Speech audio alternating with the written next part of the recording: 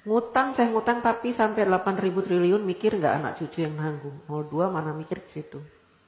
Bapak, VT saya banyak loh yang mengungkap tentang hutang negara. Ya, bahkan kalau saya live, saya selalu bahas tentang hutang negara. Ya, mungkin Bapak yang tidak paham tentang hutang negara. Saya akan jelaskan sekali lagi, ya.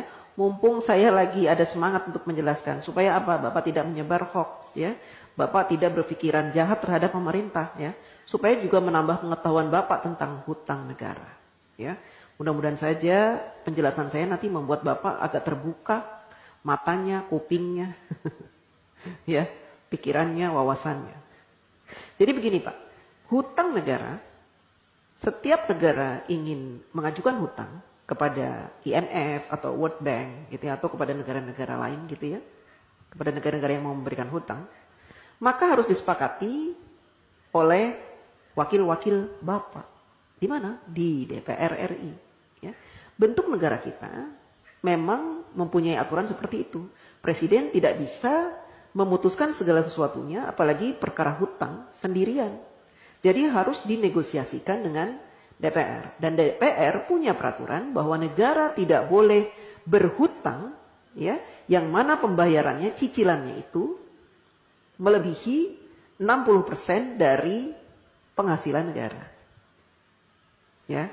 Nah, saat ini sejak Bapak Jokowi menjadi presiden, hutang negara kita itu tidak lebih dari 35%. Artinya jauh di bawah batas maksimal berhutang yang ditentukan oleh DPR RI, yaitu 60%. Artinya apa? Kita masih berada di ambang aman. Ya. Dan saat ini Indonesia terkenal sebagai negara yang hutangnya sedikit. Dibanding dengan Jepang, Amerika yang sampai 200% dari PDB-nya, Jepang sampai 210%, kemudian negara-negara lain, ya, bahkan tetangga-tetangga kita, Singapura, hutangnya itu banyak Pak. Berbeda dengan kita. Kita hutangnya sedikit. Beberapa tahun yang lalu Bapak Jokowi juga sudah melunasi hutang warisan sebanyak 7.000 triliun. Bapak heran kan dari mana uang 7.000 triliun itu? Kok Pak Jokowi bisa membayar? Karena Bapak Jokowi selama ini melakukan penghematan pengeluaran APBN. Dengan cara apa? Dengan cara tidak menggunakan APBN untuk pembangunan negara. Bapak Jokowi mensiasati pembangunan negara dari para investor, baik dalam maupun luar negeri. Sehingga APBN-nya utuh, tidak diutak-atik. APBN yang ada khusus digunakan untuk kepentingan rakyat seperti subsidi, kemudian bansos, PLT, PKH dan sebagainya itu Pak. Ya, Bapak harus tahu. Jadi kalau Bapak bilang hutang sampai 8.000 triliun itu, seandainya saat ini hutang kita 8.000 triliun, itu sedikit Pak. Dibanding dengan PDB kita tuh sudah banyak sekali Pak. Itu jumlahnya cuma 35% dari penghasilan kita. Penghasilan negara maksudnya. Ya Pak? Jadi masih di ambang batas wajar. Anak cucu kita nanggung. Tidak Pak, dulu juga gitu. Katanya Pak Harto berhutang banyak sampai 20.000 triliun. Nanti anak cucu nanggung. Saya tidak merasa menanggung. Saya sudah dewasa, sudah besar, sudah tua setua ini. Tidak pernah saya merasa menanggung beban hutang negara, tidak.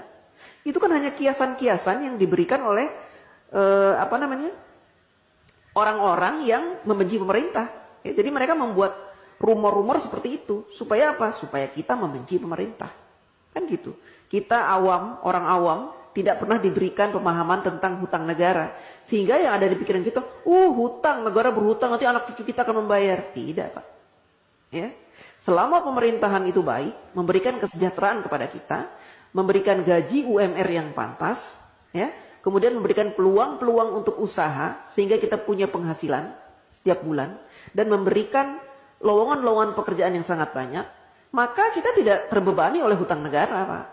Ya, apalagi sekarang pemerintah sudah membuka banyak sekali lowongan dengan dibukanya smelter-smelter, proyek-proyek hilirisasi, itu akan membuka ratusan ribu lowongan pekerjaan, Pak, buat bangsa Indonesia, dan itu akan menjadi penghasilan yang akan dinikmati dan sehingga kita tidak dibebani oleh hutang itu, hutang negara. Tidak dibebani Pak. Jadi Bapak jangan sok tahu, ya.